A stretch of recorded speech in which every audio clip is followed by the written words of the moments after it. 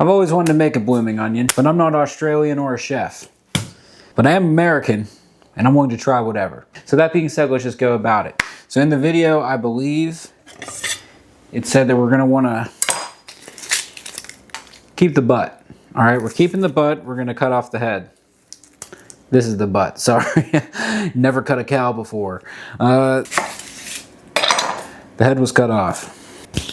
Mission secure. Am I supposed to cut this thing off? Then what you're gonna do, so 4 different sections. I didn't just do that. I should have trusted the gut. I think what we're gonna learn is by each episode, the gut is gonna get trusted more. Now, I did have some iced coffee before this, so it could be the gut or it could also be that. We're going to do 4 sectors straight down. So we're going to want to get a little deep. Go in. There's number 1. There's number 2. There's number 3. There's number 4. I'll tell you what, the spacing on that, probably give it a C-. So it says once you have these core sides faced, which it's already starting to do a little bit of the stanky leg. I like that. So now we're going to do smaller cuts in between these 4 base layers is what the lady said. So let me go. I think I went too high on that first one. I got to remember to keep the middle connected. She didn't mention that, but what is she going to do? You can lead a horse to water, but one thing I remember is that it doesn't have to be perfect. I never am at Outback and I see a blooming onion come out and I'm like, was that cut into 3/4? You know? I'll tell you what. It's kind of looking cool. Whoa! The onion's been bloomed. The bloom's been onioned. Outback Steakhouse. Maybe cut that. I don't know. This is parody. Does that make it okay? This is cool. You ever try something for the first time and it works and you're like, wow. You know, I thought this was going to be a lot harder. It wasn't. So part 2. Time to bread this SOB and get it frying. For step number 2, we get the bloom to the un, set to the side. We'll be right with you. You're on hold. Next, we get some flour. For this mixture, we're gonna do some flour and whatever seasoning of your choice. I cook like how our nunnas cook, okay? I'm not doing measurements. I do it by feel, by gut, like I said. So for the inside of here, I'm gonna go a little bit of black to the pep. Shout out Pensley Seasoning in the Strip District of Pittsburgh. The best seasonings ever. Like seriously, so good. Crushed red pepper because I like to feel something. And then a little hidden how you doing that I personally love. Chipotle pineapple. Mix that up together. Well, that was not in the game plan. All right, so now I need some eggs and some milk. It says use this milk by February 11th. It's the 15th. Are we gonna let Big Milk tell us when we can or cannot? All right, 1 egg down the hatch. Can hatch with 1 hand though. Do a little swaggy move like that and that brings morale right back to where it needs to be. Pull a Jeremy pivot and go with the heavy whipping.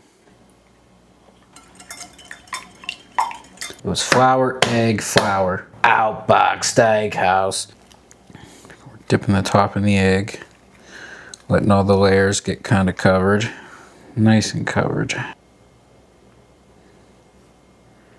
New camera angle incoming. Time for the magic, the deep fry. My wife gave me this perfect deep fry ladle. You ever get an item that just makes you want to do something? I got a new shovel last week. I hate shoveling. When you get a new one, you're like, hey, Miss Anderson, need some help?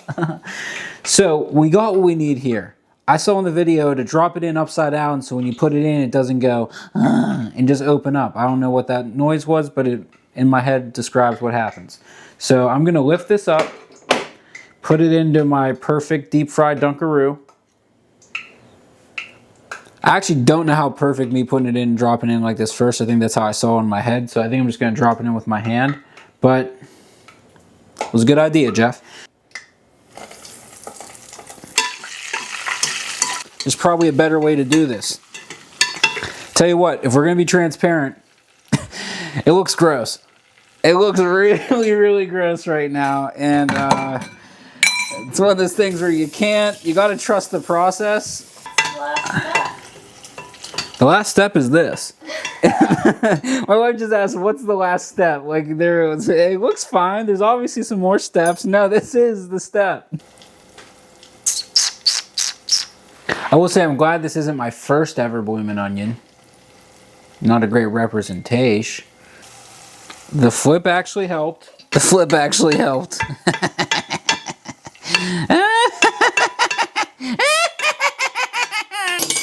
We'll be serving it up over there in a second.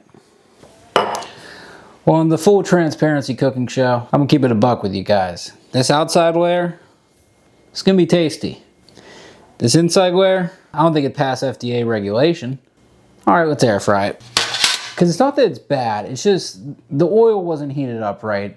I knew that from the jump. It just needs to be a little bit crispier. It is time. The onion has been bloomed. Everyone around gather. Oh, that's a blooming onion. Oh yeah. Yeah. Guess this calls for some cheese. I mean,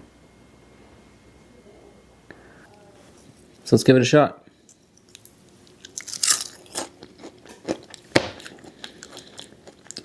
I mean, Outback, what are we doing here?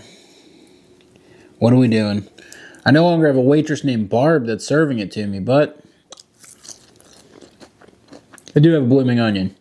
So this was Transparent Cooking, episode 1, blooming onion.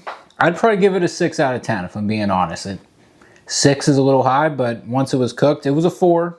4 was cooked, now it's a 6. The only difference is that I probably would just went with the oil or the deep fry, one or the other. It was still good, solid 6 because there were some flaws throughout the way, and if I was serving it for friends, my rating system goes not on if I like it versus if someone came over.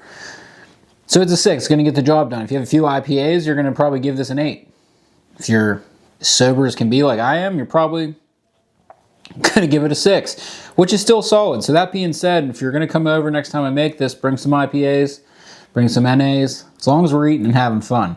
So yeah, keep watching. I don't know what I'm making next.